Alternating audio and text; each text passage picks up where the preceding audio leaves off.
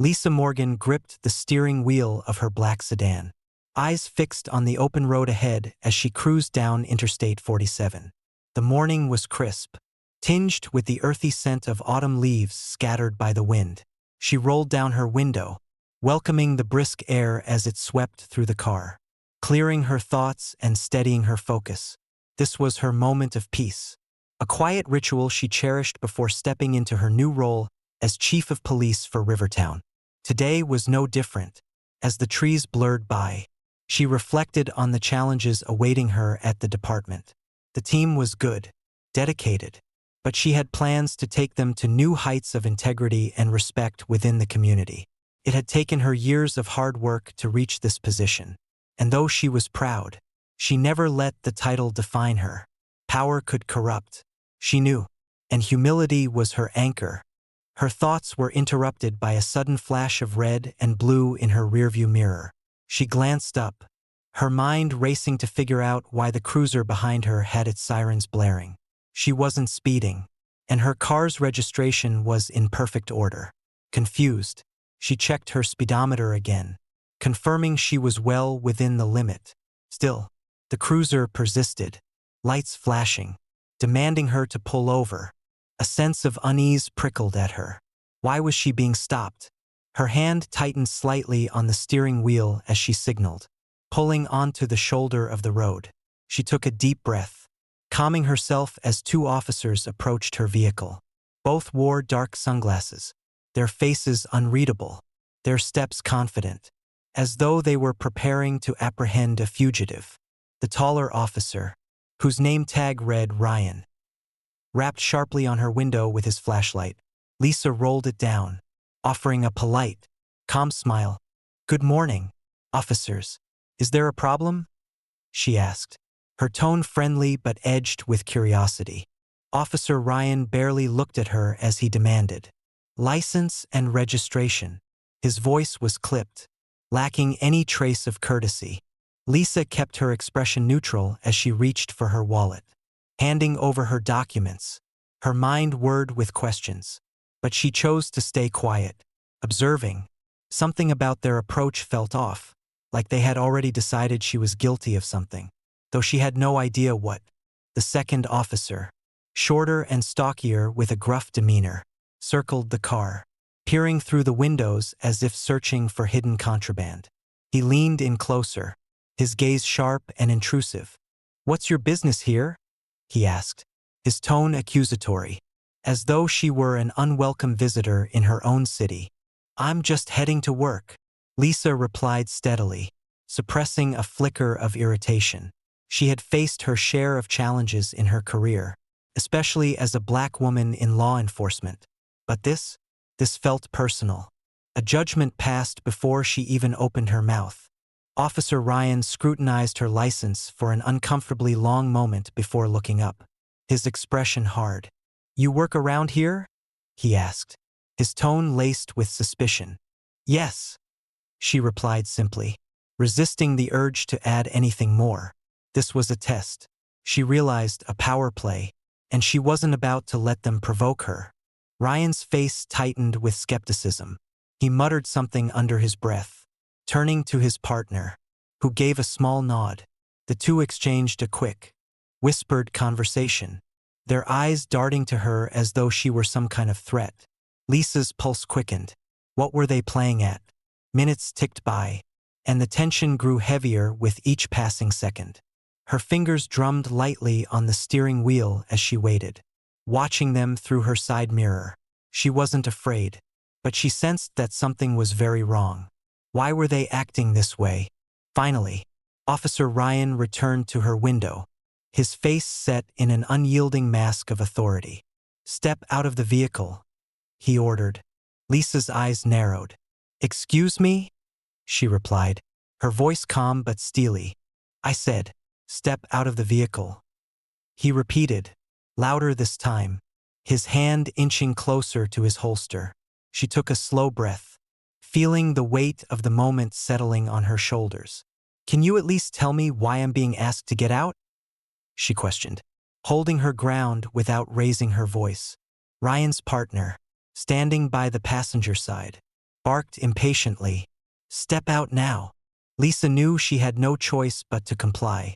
With a measured nod, she opened the door and stepped out, standing tall, her posture calm yet unbreakable.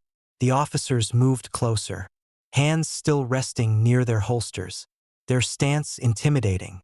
But Lisa didn't flinch. She'd faced worse, and she wasn't about to let their tactics shake her. "You mind explaining what's going on here?" she asked, her voice steady, her gaze piercing. A smirk crept onto Officer Ryan's face, a look of satisfaction as he answered. "We got reports about a vehicle matching this description, potentially involved in illegal activity." "Illegal activity?"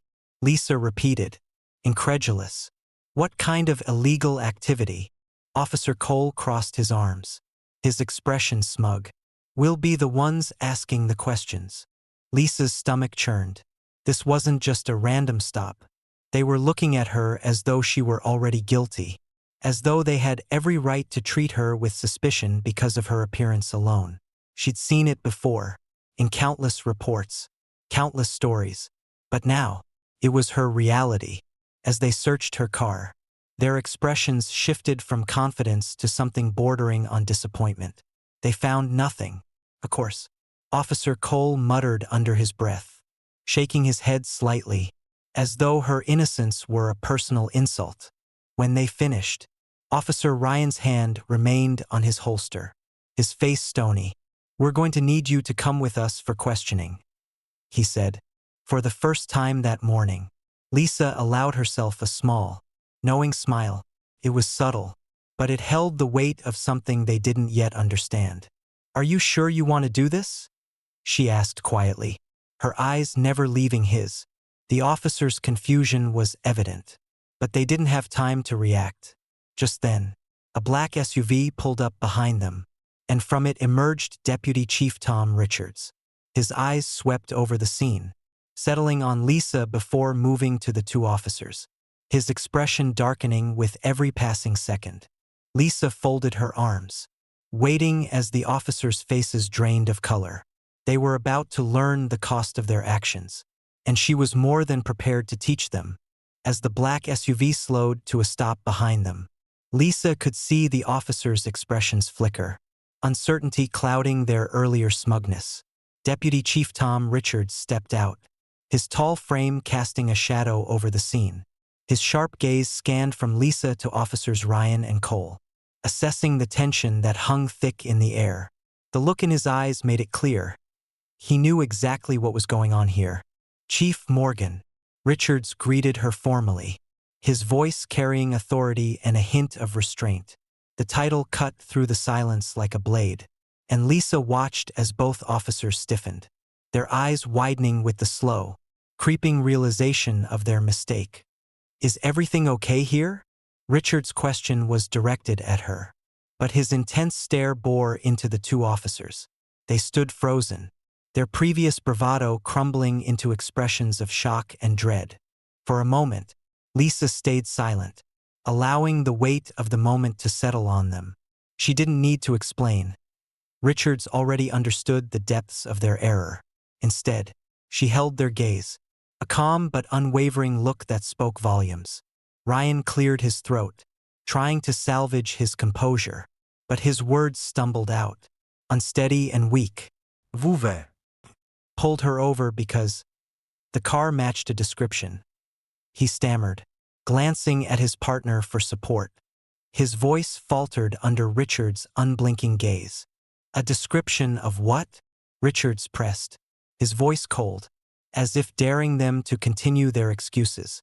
Officer Cole swallowed hard, breaking his rigid stance to look at the ground. "We thought it could be linked to suspicious activity," he mumbled, barely above a whisper. He looked nothing like the confident officer from moments ago. Now, he was a man desperate to retreat. Richard's eyes narrowed, glancing back at Lisa. "Suspicious activity?" he echoed, the words thick with disbelief. He knew exactly who she was, exactly what she'd been doing. Her routine was no secret to anyone in the department. The officer's accusation was not just baseless. It was a clear example of the prejudice Lisa had been fighting her entire career. Lisa crossed her arms, her gaze fixed firmly on the officers. "Did you even run my license?" she asked. Her voice calm, yet each word struck like a hammer. She didn't need to raise her voice. The truth was damning enough. Ryan looked at her, his face flushed. We were about to," he muttered. "That's a no." Then, Lisa replied, cutting him off, her tone carrying a force that left no room for defense. "You didn't even check who I was before pulling me over. You saw a black woman in a car. And that was enough for you." Officer Cole's face drained of color, his earlier confidence completely gone. "It's not like that, Chief." "Oh," she interrupted, her voice sharp. "Then tell me, what was it like?" The silence that followed was absolute. A silence that weighed down on the two officers like an invisible force. They had no answer, and Lisa could see the shame beginning to seep into their expressions, though their eyes still refused to meet hers. Richard stepped forward, his face set in a look of grim disappointment. "Do you realize the seriousness of what you've done?" His tone was a mixture of authority and restrained anger. "You've just harassed the chief of police under false pretenses. Do you understand what kind of damage this can do to the department's reputation? To the trust of the community we're supposed to protect?" The words hung heavy in the air, and Officer Ryan's hand trembled slightly, his confidence shattered. He opened his mouth as if to respond, but no words came out. Beside him, Officer Cole looked as though he wanted to disappear into the ground. Lisa took a slow, steady breath, allowing her frustration to simmer just beneath the surface. Her gaze softened, but her resolve remained unyielding. She knew the implications of their actions weren't just about her.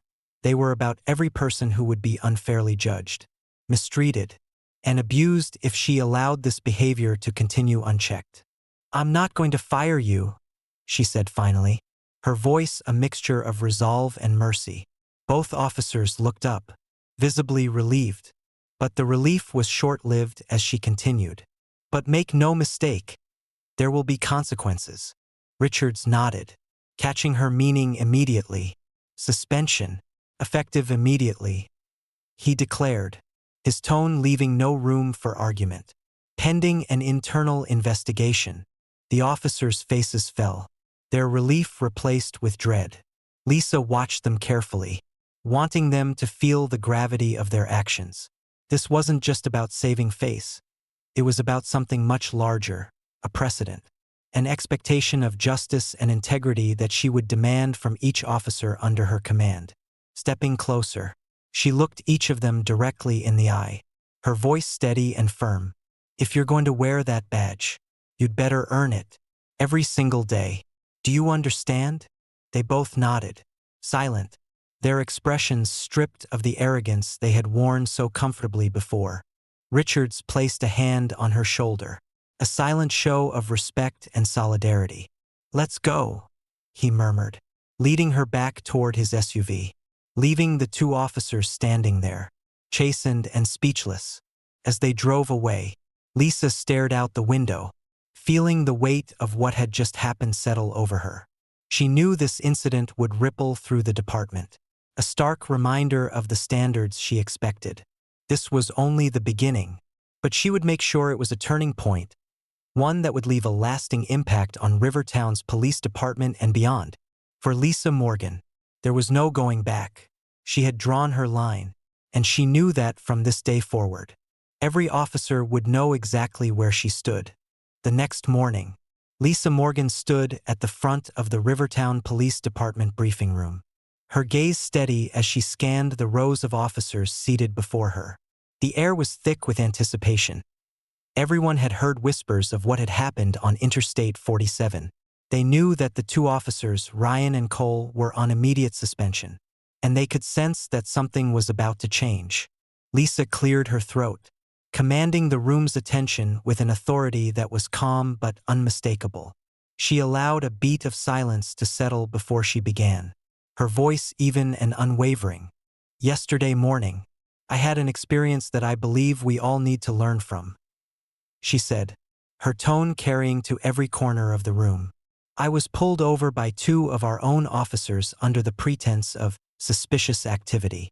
They hadn't run my license, hadn't checked my record, nothing. They saw me, they made assumptions, and they acted on those assumptions without a second thought. A murmur rippled through the room.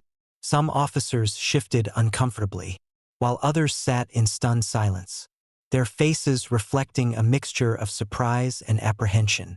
Lisa let the words sink in, her gaze unyielding as she took in each reaction.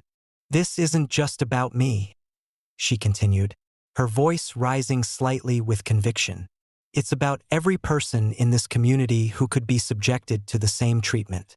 It's about the trust the public places in us, trust that we must earn and protect every single day. When we act without integrity, without respect, we lose that trust."